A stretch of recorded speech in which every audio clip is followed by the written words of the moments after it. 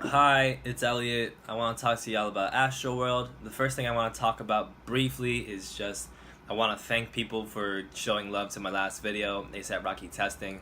There were some criticisms of it that were, I guess, warranted. I think I can do a lot better in terms of talking about a record and making my points, but I was experimenting with different formats and different, I guess, techniques. I mean, it wasn't that serious. I was just trying to see, how the product would come out if I came in, without a script, and if I did this and that, and then if I edited this way, And I've learned some things about myself and how to make videos through that, so I'm happy with it in terms of that. I think I can do better, but I'm making progress, and this video is going to be pretty different.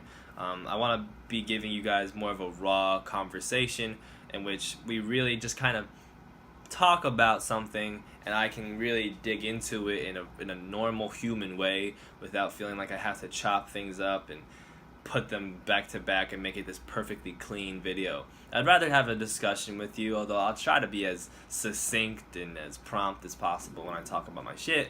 But this is more, I think, where I'm comfortable, especially in terms of this kind of video. I want to talk to y'all about Astroworld, and that album just came out a few hours ago, so I'm still collecting thoughts about it, connecting dots, collecting thoughts, in terms of, that was a weird-ass Walt Frazier moment, in terms of just what I feel about the album. I know I really like it, I really like it, and I feel like it's going to even grow on me as time passes.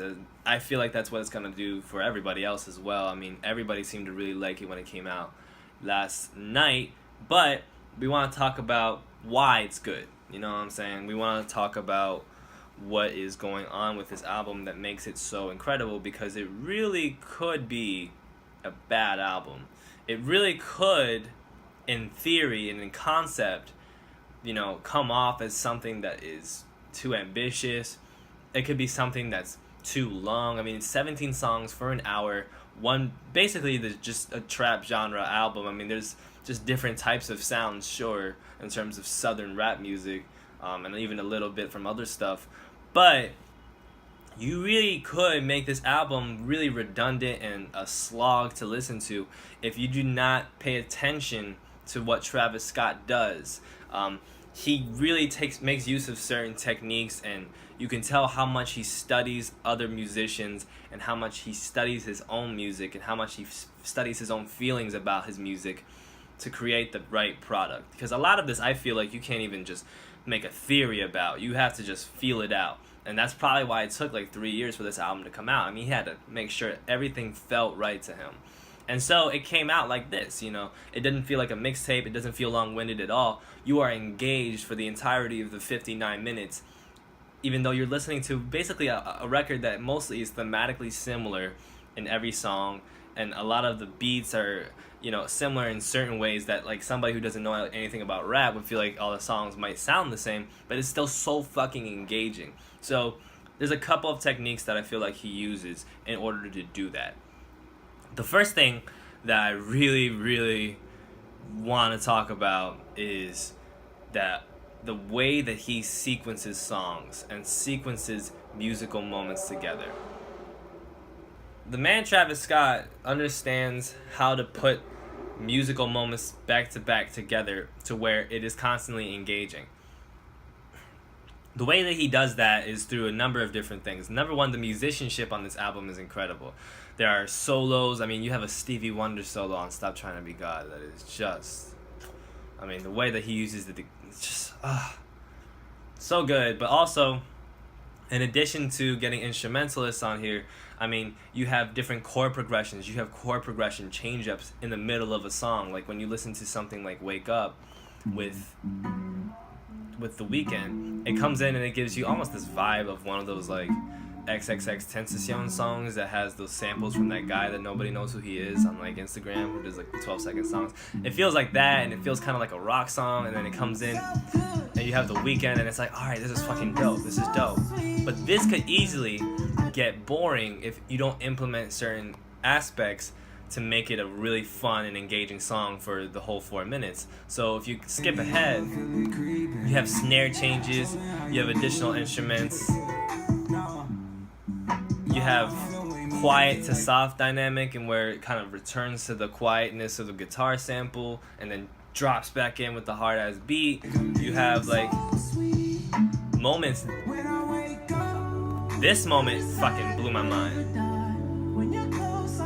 This is track 8, you know what I'm saying? And he's showing you a lot of diversity sonically, not in terms of changing the genre up necessarily, but he's having an R&B moment on this one. Like the way that the chord progression changes up, it's like a fucking R&B breakdown to like a good soul song from the 2000s or some shit. And you have The Weeknd just going off vocally. I mean, he just sounds so good. And these things are what make the record, in part, so fucking good, because he's just changing things up from a chord progression standpoint, and he's also changing up beats, he's changing up instruments. He's not taking a hard ass beat and thinking, okay, I'm gonna just play this hard ass beat and just rap for 5 minutes, you know what I mean? And he might feel like, even if some of these, you might feel like some of these moments musically are so good that you could listen to them forever, but easily they can get boring without changing up. So look at Sicko Mode, which everybody's talking about as like maybe the highlight moment of the album on track 3. It comes in, you have this slow beat, this kind of fucking weird atmosphere. I can really feel the ASTROWORLD kind of thing going for him, because some of these sounds sound like kind of commercial or like an amusement park, but it's a little demented. Then you have Drake come in, it's like, oh shit, Drake is here. I'm so happy. I can't believe Drake is on the Travis Scott album. And then the fucking drums come in. I love the way he uses that snare roll. And you're like, oh shit, this is hot. And then you don't even have time to digest that. 1 minute in, you're on a different beat. So now you're fucking vibing with this. He's got a whole fucking sound for this. He's using chopped up, like, he's not using chopped and screw vocals necessarily, but he's using pitched down vocals with the...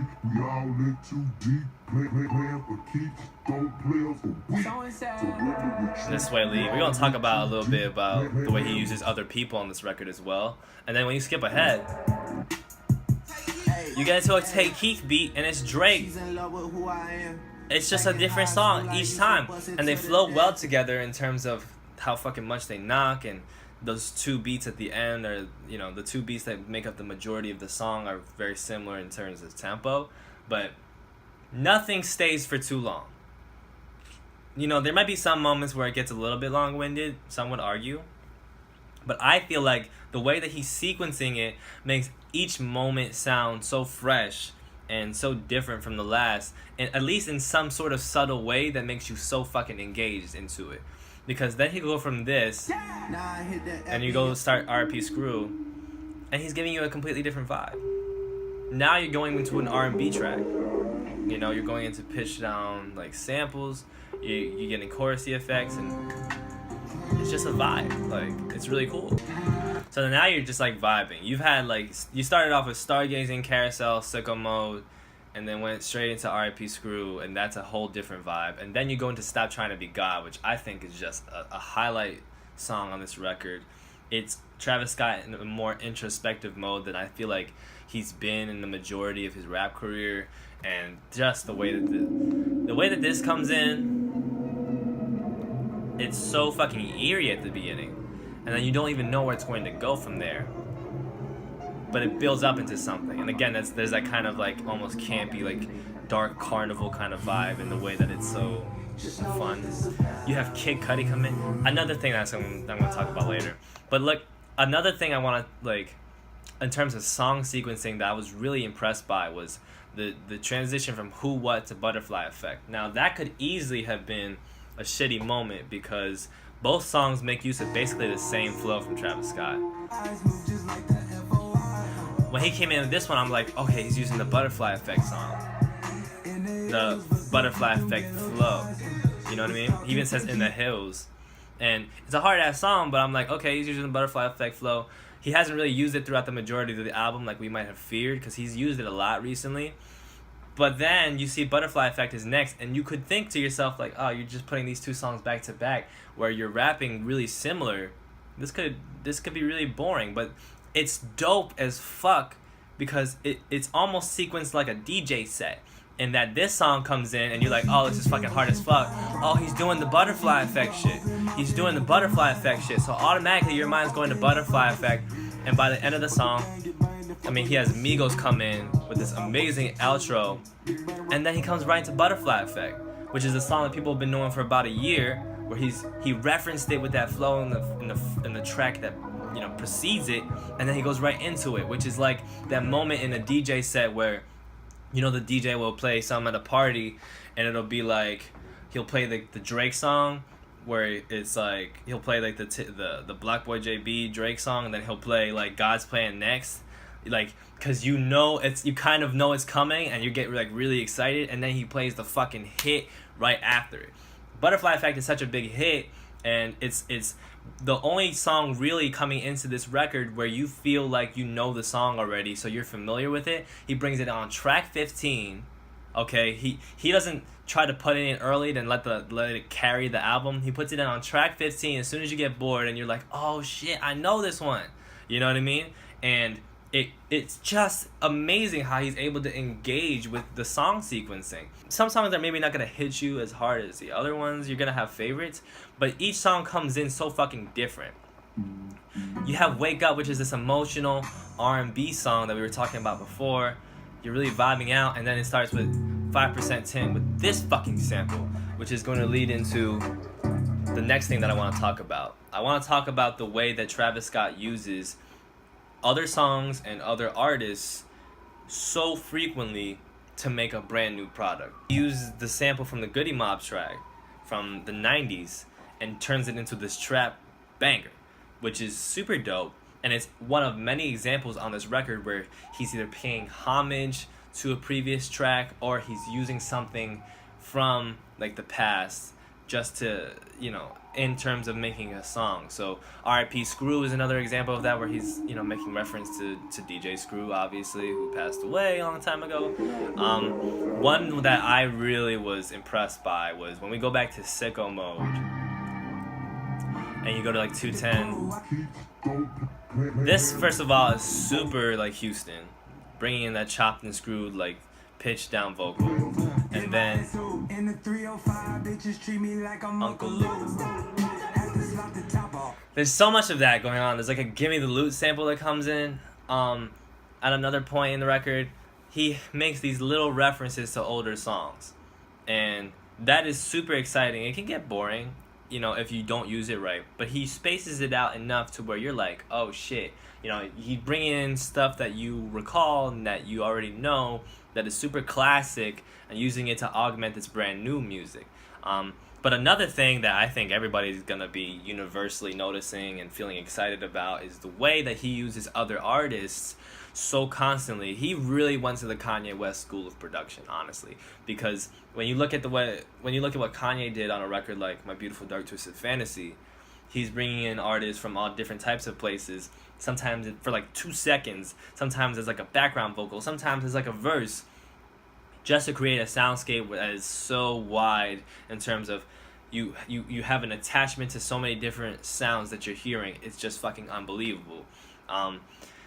The way that he sequences the features as well is so fucking interesting, because he starts with Stargazing, which is super fucking hard. Another change up, you know what I'm saying? You go on Carousel and it's Frank. It's Frank Ocean, the greatest artist of our time. And you get that combination of Travis Scott doing the fucking signature ad-libs on a signature Travis Scott sound, and then you get Frank Ocean. He's going the fuck off. It's just so sick. And then once you've gotten a taste of that and you're like, oh, this is amazing, then you go right into Sicko Mode with that intro from Drake. Freezing cold. That's how we are. You're like, how am I going from Frank Ocean to Drake? This is insane. He's not only just using the Drake like feature and the Frank Ocean feature to make the song good, and he's not only just using them to boost the profile of the song to make them more interesting. He's using these features in a way that it almost feels like you're watching like a movie with like a bunch of stars in it, where it's like, oh my god, it's him, oh my god, it's him, it's her, it's you, and you can barely even keep up. You're just so excited because you have so much attachment to each of the people that he's bringing in, And of course his musicianship is on point, the production's on point, so you're getting them in their element. You're not making them sound uncomfortable or anything. You switch back to Travis in the middle of this track, and you get Sway Lee, and he's just giving you a little vocal. He's just giving you a little thing. And then you switch back, and it's Drake at the end doing the fucking signature Drake shit, which is fucking dope as fuck. Then you do Stop Trying to Be God, which just is a perfect example of Travis just using other people to make a song so complete and so huge. Like the musical moments are so big on this record. You come in with Kid Cudi going and then you have Philip Bailey, classic soul singer. You have them playing off of each other just to start a song that's not even theirs. On the hook. I mean, and he's using the best of each of them, but combining them together into whether it's just brief glimpses. Like, he's not like Philip Bailey have a verse, Kid Cudi have a verse. Like, he's combining them in a really dope way. And then, of course, fucking Stevie Wonder on accordion. Stevie, man. Oh my god. And then this just shook me. This was when I knew, okay, this is a fucking insane record. You got James Blake on the motherfucker, man. I love James Blake, and this is perfect. All of a sudden, you're in a James Blake song, basically. I mean, there's elements of that Travis Scott production, but the way that there's so much space and there's piano chords and it's this electronic almost kind of sound with the delays, you have a James Blake sound coming straight in, and all of it is seamless. And you have that throughout the entire record. He's utilizing other artists, and in this age where you have artists like Virgil Abloh and Kanye West who get constantly put under the microscope and constantly torched for, oftentimes it's fair, I suppose, I think it's fair, where they use other people's material like very blatantly. Virgil Abloh, there's a new story with Virgil every week, where he's taking somebody else's design and using it basically for the Off-White designs that he makes. You could easily make this like copycatting. You could easily make this Travis Scott being like biting other artists, but he's never biting throughout this entire record because he just uses the best of everything, or at least the best he can get from everything in that moment to create a whole different thing. And everybody uses the Picasso quote that good artists borrow and great artists steal, and nobody really understands what that fucking means. Travis Scott understands what that means. He's stealing very directly. He's making very direct references to Goody Mob, to Uncle Luke. He's very directly using other people's work in terms of Stevie Wonder, and I mean, they're getting credited, they're collaborating, but still, so much of this album is not Travis Scott. But the way that everything comes together, that is Travis Scott. And that's what makes his music so beautiful and so gigantic, because he is taking things from everywhere. And I'm really excited by that. I've talked for a while. I'm going to have to edit this video up, and I hope that y'all really, I hope that I've been able to provide some insight into what makes this album super good for y'all. Please like and subscribe and check out my music. And hopefully we'll talk soon. I really love this album, and I hope you do too. And we'll see what Fantano thinks about it. We'll see. Because everybody thinks he's going to think one way, and then he ends up giving a whole different rating. His opinions are so volatile lately. So, who knows? But I'm really excited about this record, and really excited about how much I'm going to hear it moving forward. Nighttime, I gotta wait for the nighttime.